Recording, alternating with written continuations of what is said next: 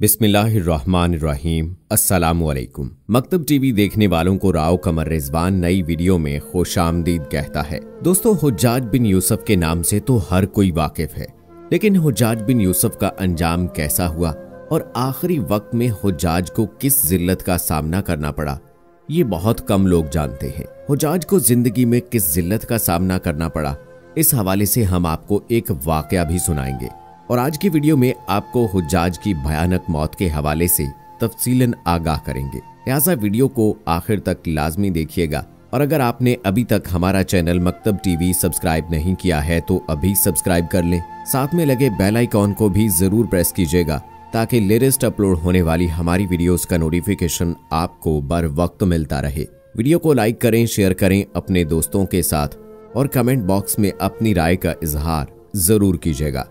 दोस्तों, याद रहे कि हुज्जाज बिन यूसुफ सकफी नामी ये शख्स खलीफा अब्दुल मलिक बिन मरवान के अहद खिलाफत में इराक का गवर्नर था। लोग उसे मोहम्मद बिन कासिम के चचा या ससुर की निस्बत से भी जानते हैं और एक जालिम और जाबिर हुक्मरान के हवाले से भी जानते हैं। यही वो शख्स था जिसने हजरत अब्दुल्ला बिन जुबैर रज़ियल्लाहु ताला अन्हो को बेदर्दी से कत्ल करने के बाद उनकी लाश को 3 दिन तक सूली पर लटकाए रखा, जबकि इसी जंग में हुज्जाज ने खाना काबा पर संगबारी की और अमारत को नुकसान पहुंचाया। इसके अलावा हजारों मासूम लोगों को सख्त इजाएं देना और सहाबा कराम की भी बेहुरमती करना उसके संगीन जराइम में शामिल है। दोस्तों, हम आपको हुज्जाज के मुजालिम और इसकी भयानक मौत और अंजाम के बारे में भी बताएंगे, लेकिन पहले आपको हुज्जाज की जिंदगी का एक ऐसा वाकया सुनाते हैं कि जिसने उस जालिम इंसान और गुरूर और तकब्बुर के पुतले को जमीन पर दे मारा था। कहते हैं कि उस जमाने में नोमान नामी एक शख्स की इंतहाई हसीनो जमील बेटी थी। उस लड़की का नाम हिंदा था। वो एक गरीब लड़की थी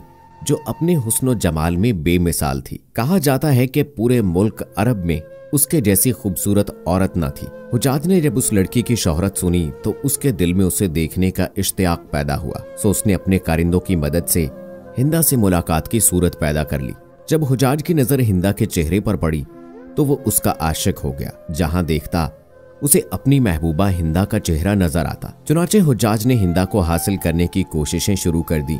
जल्द ही 2 लाख दिरहम के एवज उसका निकाह हो गया और हिंदा हुज्जाज के महल में आ गई। शुरुआत में हुज्जाज हिंदा पर जान निछावर करता और हर तरह से उसकी आसाइश का ख्याल रखता। हिंदा किसी दौलतमंद घराने से न थी। हुज्जाज से निकाह करने के बाद वो दौलत में खेलने लगी और उसे हर तरह का सुकून मुयस्सर आ गया। दिन गुजरते रहे। रफ्ता रफ्ता हुज्जाज का गुस्सा, तुंद मिजाजी और जालिमाना खसलत उसकी मोहब्बत पर गालिब आ गई। अब वो हिंदा से भी इसी तरह पेश आने लगा जैसे दूसरे लोगों से सुलूक रवा रखता। हुज्जाज के इस रवैये से अब हिंदा हुज्जाज से रंजीदा रहने लगी और वह हुज्जाज को अपने लिए एक मुसीबत ख्याल करने लगी। उधर हुज्जाज उसे हर वक्त रंजीदा देखकर और ज्यादा सख्ती से पेश आने लगा। जब हुज्जाज का दिल हिंदा से बिल्कुल उगता चुका तो उसने इंतहाई जिल्लत के साथ अब्दुल्ला बिन ताहिर के जरिए 2 लाख दिरहम हिंदा के पास भेजे और कहला भेजा कि मैंने तुझे तलाक दे दी। तेरे महर के 2 लाख दिरहम तुझे भिजवा रहा हूँ। अब जहां तेरा जी चाहे चली जा। हिंदा नामी ये औरत सिर्फ अपने हुस्न जमाल में ही लासानी न थी, बल्कि अपनी सीरत, फसाहत व बलागत और गैरत व हमीयत के लिहाज से भी बहुत ऊंची थी। जब उसने अब्दुल्ला बिन ताहिर की जुबानी ये पैगाम सुना तो फौरन बोल उठी, ए कासिद, तेरी जुबान मुबारक हो। तूने मुझे बड़ी जान फिजा खुशखबरी सुनाई। मेरी खुशकिस्मती इससे ज्यादा क्या हो सकती है कि मैंने एक बदमिजाज और खूनखार इंसान की कैद से रहाई पाई। ये 2 लाख दिरहम जो उसने मेरे लिए भेजे हैं, इस खुशखबरी सुनाने के इव्ज में तुझे बख्शती हूँ। ये मेरी तरफ से तेरा इनाम है। तलाक के बाद हिंदा उस महल को छोड़कर अपने आम से घर चली गई। किस्मत का करना ऐसा हुआ कि कुछ दिन बाद खलीफा अब्दुल मलिक बिन मरवान ने उसे निकाह का पैगाम भेजा, जिस पर हिंदा ने इनकार कर दिया। जब खलीफा की तरफ से बहुत ज्यादा इसरार होने लगा तो बिलाखिर वो रजामंद तो हो गई, लेकिन साथ में एक शर्त भी पेश की कि हमारा निकाह उस सूरत में हो सकता है कि मैं अपने मकान से जिस महमल में सवार होकर आपके महल तक आऊं उसका सारबान हुज्जाज बिन यूसुफ हो। याद रहे, जो शख्स ऊंट की रस्सी पकड़कर चलता है उसे सारबान कहा जाता है। खलीफा ने यह शर्त कबूल कर दी और उसी खत की पिछली जानिब लिख भेजा कि हुज्जाज हाकिम कूफा इस हुक्म की तामील करे। हुज्जाज ने जब ये रुका पढ़ा तो वो दम बखुद रह गया, मगर उसकी क्या मजाल थी जो खलीफा के हुक्म की सरताबी करता। नाचार वहां से रवाना होकर हिंदा के मकान पर आया। हिंदा और उसकी सहेलियां जब अपने अपने महमल में थी तो हुज्जाज अपनी पूरी पोशाक के साथ हिंदा के महमल के करीब आया और सारबानों की तरह नंगे पांव ऊंट की महार पकड़कर पैदल चलने लगा। हिंदा के मुलाजिम और उसकी सहेलियां तमाम रास्ता उसे छेड़ते रहे, मगर वो खामोश चला जा रहा था। जब शाही महल करीब आया तो हिंदा ने अपने सवारी पर से एक सोने का सिक्का कसदन फेंक दिया। साथ ही हुज्जाज को आवाज दी, ऐ सारबान, हमारा एक चांदी का सिक्का जमीन पर गिर गया है, उसे उठा दो। हुज्जाज ने महार रोक ली और सिक्का उठाया तो वो चांदी का नहीं बल्कि सोने का था। बोला, हुजूर, यहाँ चांदी नहीं बल्कि सोने का सिक्का है। हिंदा ने उसके हाथ से वो सिक्का लिया और अपनी सहेली से कहने लगी, ये मेरी किस्मत है कि मेरे हाथ से चांदी का सिक्का गिरा, लेकिन बाद में वही सिक्का सोने का बन गया। हुज्जाज ये बात सुनकर बहुत खफीफ हुआ, मगर खलीफा की बीवी के सामने दम मारने की जुर्रत ना कर सका। कहते हैं एक औरत से जलील होने का दुख हुज्जाज बिन यूसुफ को उसकी सारी जिंदगी सताता रहा। दोस्तों, इसे मकाफाते अमल कहा जाता है। चलिए अब आपको हुज्जाज के मजालिम और उसके अंजाम के बारे में बताते हैं। कहते हैं हुज्जाज की मौत के बाद जब कैदियों को शुमार किया गया तो उसमें 1,20,000 मर्द और 20,000 औरतें थीं और इनमें 4,000 ऐसी औरतें थीं जिनके जिस्म पर लिबास नहीं था और ये कैदी एक ही चार दीवारी में कैद थे। कैद खाना की छत न थी। जब कोई कैदी गर्मी से बचने के लिए अपने हाथ से अपने चेहरे का साया बनाता तो जिंदान के सिपाही उसको पत्थर मारते। उन्हें जौ की रोटी में रेत मिलाकर खाना दिया जाता और पीने के लिए कड़वा पानी दिया जाता। हुज्जाज बेगुनाह अफराद और बिलखुसूस सादात का खून बहाने को एजाज समझता था। एक मरतबा उस मलऊन ने रोजा रखना चाहा तो नौकरों को हुक्म दिया कि इसके लिए मनपसंद सहरी और इफ्तारी का इंतजाम किया जाए। चुनाचे इशारा फाहम नौकरों ने उसके लिए ऐसी रोटियां तैयार की जिन्हें सादात के खून से गूंदा गया था। उस लाइन ने उसी रोटी से सहरी और इफ्तारी की।